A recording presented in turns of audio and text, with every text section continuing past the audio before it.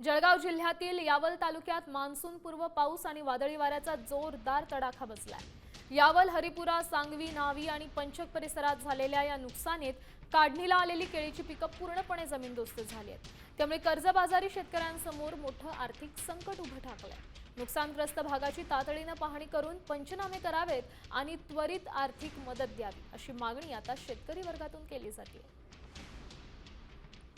मागच्या 2 महिन्यापासून केळीला सुद्धा भाव कमी होते आणि अशा परिस्थितीमध्ये अस्मानी संकट या शेतकऱ्यांवरती आलेलं आहे। या न्हावी परिसरामध्ये जवळपास 300 हेक्टरपर्यंतची केळी या ठिकाणी जमीन डोस झालेली आहे आणि पूर्व यावल परिसरामध्ये सुद्धा अशाच मोठ्या प्रमाणामध्ये केळीचं नुकसान या ठिकाणी झालेलं आहे। म्हणून या ठिकाणी सर्व शेतकऱ्यांचे पंचनामे या ठिकाणी झाले पाहिजे आणि शेतकऱ्यांना सुद्धा या ठिकाणी न्याय मिळाला पाहिजे।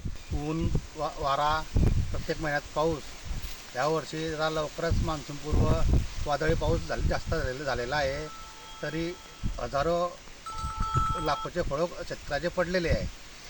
त्यासाठी लवकर दखल घेण्यात पंचनामे घेण्यात यावे।